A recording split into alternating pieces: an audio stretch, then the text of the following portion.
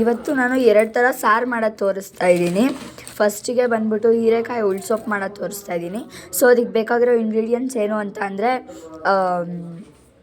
ಹೀರೆಕಾಯಿ ಮತ್ತು ಹುಣಸೆ ಹಣ್ಣು ಮತ್ತು ಈರುಳ್ಳಿ, ಮೆಣಸಿನ್ಕಾಯಿ ಒಂದು 5 ಸಾಕು. ಆಮೇಲೆ ಅದ್ರ ಮೇಲೆ ಉಪ್ಪು ಹಾಕ್ಕೊಂಡಿದ್ದೀವಿ. ಇವಾಗ ಇದನ್ನು ಬೇಯಿಸ್ಕೊಬೇಕು ಕುಕ್ಕರಲ್ಲಿಟ್ಟು ಒಂದು ವಿಷಲು ಒಂದು ವಿಷಲ್ ಅಥವಾ 1-2 ವಿಷಲ್ ಆಗೋ ತನಕ ಇದನ್ನು ಬೇಯಿಸ್ಕೊಬೇಕು.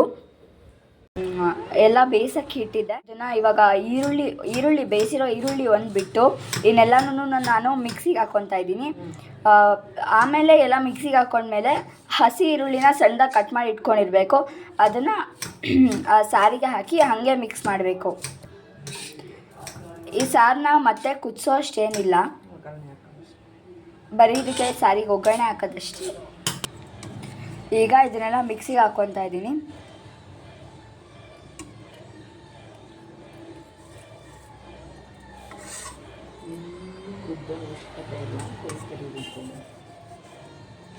ಇದನ್ನು ಮಿಕ್ಸಿಗೆ ಹಾಕ್ಕೊಳೋವಾಗ ನೀವು ನುಣ್ಣಗೆ ರುಬ್ಕೋಬೇಕಂತ ಏನಿಲ್ಲ, ಸ್ವಲ್ಪ ತರಿಯಾಗಿ ರುಬ್ಕೊಂಡ್ರು ಏನು ಪರವಾಗಿಲ್ಲ, ಚೆನ್ನಾಗೇ ಇರುತ್ತೆ, ಟೇಸ್ಟ್ ಏನು ಇದಾಗಲ್ಲ.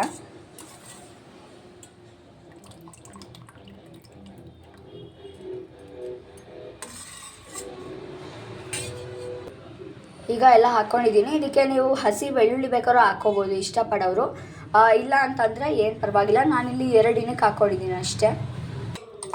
ಇದು ರುಬ್ಕೊಂಡಿದ್ದಾಗಿದೆ. ಈಗ ಅದನ್ನು ನಾನು ಇದಕ್ಕೆ ಹಾಕಿ ಆವಾಗಲೇ ಉಳಿಸ್ಕೊಂಡಿತ್ತಲ್ಲ ನೀರು ಬೇಯಿಸ್ಕೊಂಡಿದ್ದು, ಅದರೊಳಗೆ ಬೇಯಿಸಿರೋ ಈರುಳ್ಳಿ ಹಂಗೆ ಇತ್ತಲ್ಲ, ಅದಕ್ಕೇ ಈಗ ನಾನು ಇದನ್ನು ಹಾಕಿ ಕಲಸಿದ್ದೀನಿ.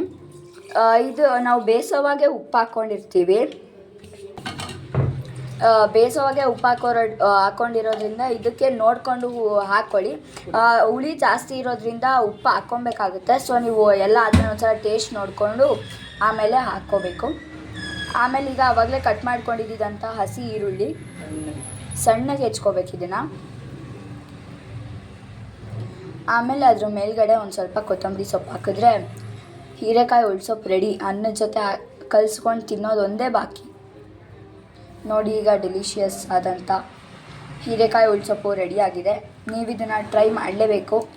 ಜಾಸ್ತಿ ಕಡೆ ಇದನ್ನು ಮಾಡಲ್ಲ, ಸೊ ನೀವು ಒಂದ್ಸಲ ಟ್ರೈ ಮಾಡಿ ನೋಡಿ, ಚೆನ್ನಾಗಿರುತ್ತೆ ಟೇಸ್ಟು. ಎಲ್ಲ ಇಷ್ಟಪಟ್ಟು ತಿಂತಾರೆ ಮನೇಲಿ. ಇವತ್ತಿನ ಸೆಕೆಂಡ್ ರೆಸಿಪಿ ಬಂದು ಇದಕ್ಕಿದ ಅವರೆಕಾಳಿನ ತೊವೆ. ಇದು ಜಾಸ್ತಿ ಕಡೆ ಮಾಡಲ್ಲ, ಬಟ್ ಮಾಡಿದ್ರೆ ಡಿಫ್ರೆಂಟ್ ವಿಧಾನದಲ್ಲಿ ಮಾಡ್ತಾರೆ. ಸೊ ಫಸ್ಟ್ ಇದಕ್ಕೆ ನೀವು ಇದಕ್ಕಿದ ಅವರೆಕಾಳನ್ನ 2 ಸಲ ಬಿಸಿನೀರಲ್ಲಿ ತೊಳ್ಕೊಬೇಕು. ಯಾಕೆಂದರೆ ಅದು ಹಸ್ಕು ವಾಸನೆ ಇರುತ್ತಲ್ಲ, ಅದೆಲ್ಲ ಹೋಗುತ್ತೆ ಅಂತ ಹೇಳ್ಬಿಟ್ಟು 2 ಸಲ ತೊಳ್ಕೊಂಡ್ಬಿಟ್ಟು ಮತ್ತೆ ಇಲ್ಲಿ ನಾನು ಒಂದು ಬಿಸಿ ನೀರಿಗೆ ಹಾಕಿ ಬೇಯಿಸ್ತಾ ಇದ್ದೀನಿ. ಅದಕ್ಕೆ ಒಂದು ಸ್ವಲ್ಪ ಕೊತ್ತಂಬರಿ ಸೊಪ್ಪು ಮತ್ತು ಮೆಣಸಿನ್ಕಾಯಿ ಮೆಣಸಿನ್ಕಾಯಿನ ಕಟ್ ಮಾಡಿ ಮೂರು ಮೆಣಸಿನ್ಕಾಯಿನ ಕಟ್ ಮಾಡಿ ಹಾಕ್ಕೊಂಡಿದ್ದೀನಿ. ಈಗ ಇದು ಬೇಯಬೇಕು ಇನ್ನೂ ಒಂದು ಸ್ವಲ್ಪ. ಇದಕ್ಕೆ ಜೀರಿಗೆ ಪುಡಿ ಹಾಕಬೇಕು. ಆಮೇಲೆ ಅರಿಶಿನ ಒಂದು ಸ್ವಲ್ಪ ಹಾಕಬೇಕು, ಒಂದು 2 ಚಿಟಿಕೆ. ಆಮೇಲೆ ಇದನ್ನು ಬೇಯಿಸ್ಕೊಬೇಕು ನೀಟಾಗಿ, ಫುಲ್ಲು ಬೇಯೋ ತನಕ. ಇದಕ್ಕೆ ರುಬ್ಕೊಳ್ಳೋಕೆ ಏನೇನು ಬೇಕು ಅಂತ ಹೇಳ್ತೀನಿ ಇವಾಗ. ಇದಕ್ಕೆ ರುಬ್ಕೊಳ್ಳೋಕ್ಕೆ ನಾನು ಫಸ್ಟು ಒಂದು ಸ್ವಲ್ಪ ಬಿಸಿ ನೀರಿಗೆ ಗಸಗಸೆ 1 ಸ್ಪೂನು, ಅಕ್ಕಿ 1 ಸ್ಪೂನು, ತೊಳೆದಿರೋ ಅಕ್ಕಿ, ಮತ್ತು ಜೀರಿಗೆ ಪುಡಿ 1 ಸ್ಪೂನು ಜೀರಿಗೆ ಪುಡಿ 1 ಸ್ಪೂನ್ ಏನು ಬೇಡ, ಜೀರಿಗೆ ಪುಡಿ ಆದರೂ ಹಾಕ್ಕೊಬೋದು, ಜೀರಿಗೆ ಆದರೂ ಹಾಕ್ಕೊಬೋದು. ಅರ್ಧ ಸ್ಪೂನ್ ಹಾಕ್ಕೊಬೇಕು.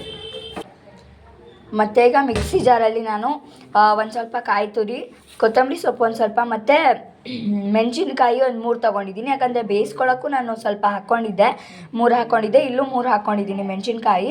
ಯಾಕೆ ಅಂತಂದರೆ ನಾನು ಸಾರು ಮಾಡ್ತಿರೋ ಕ್ವಾಂಟಿಟಿ ಕಡಿಮೆ ಇದೆ, ಸೊ ಅದಕ್ಕೋಸ್ಕರ ನಾನೆಲ್ಲ ಸ್ವಲ್ಪನೇ ತೊಗೊಂಡಿದ್ದೀನಿ. ಇವಾಗ ನಾನು ಇಲ್ಲಿ ಗಸಗಸೆನ ನೆನೆಸಿಟ್ಕೊಂಡಿದ್ದನ್ನು ಇದಕ್ಕೆ ಹಾಕಬೇಕು. ಇದು ಆವಾಗಲೇ ರುಬ್ಕೊಂಡಿದ್ನಲ್ಲ, ಅದು ಅಂದರೆ ಕಾಯಿ ಮತ್ತು ಕೊತ್ತಂಬರಿ ಸೊಪ್ಪು, ಮೆಣಸಿನ್ಕಾಯಿ, ಗಸಗಸೆ, ಒಂದು ಸ್ವಲ್ಪ ಅಕ್ಕಿ ಮತ್ತು ಜೀರಿಗೆ ಹಾಕ್ಕೊಂಡಿದ್ನಲ್ಲ, ಅದನ್ನು ಹಾಕ್ಕೊಂಡು ರುಬ್ಕೋಬೇಕು. ಅದ್ರ ಜೊತೆಗೆ ಧನಿಯಾ ಪುಡಿನೂ ಹಾಕ್ಕೊಬೇಕು. ಆದರೆ ನಾನು ಮರ್ತೋಗಿದ್ದೆ, ಸೊ ನಾನಿವಾಗ ಧನಿಯಾ ಪುಡಿ ಹಾಕ್ಕೊಂಡು ಮತ್ತೆ ಗ್ರೈಂಡ್ ಮಾಡ್ಕೊತಾ ಇದ್ದೀನಿ. ಈಗ ಇದು ಬೇಯಕ್ಕೆ ಇಟ್ಕೊಂಡಿದ್ದು ಇವಾಗ ಚೆನ್ನಾಗಿ ಬೆಂದಿದೆ. ಇದಕ್ಕೆ ಇವಾಗ ಗ್ರೈಂಡ್ ಮಾಡ್ಕೊಂಡಿರೋಂಥ ಮಿಕ್ಸ್ಚರ್ನ ಹಾಕ್ಕೊಬೇಕು. ಚೆನ್ನಾಗಿ ಕುದಿಸ್ಬೇಕು ಈಗ ಅಷ್ಟೇ. ಕುದಿಸಿ ಒಗ್ಗರಣೆ ಹಿಂಗೆ ಒಗ್ಗರಣೆ ಹಾಕ್ಬೇಕು.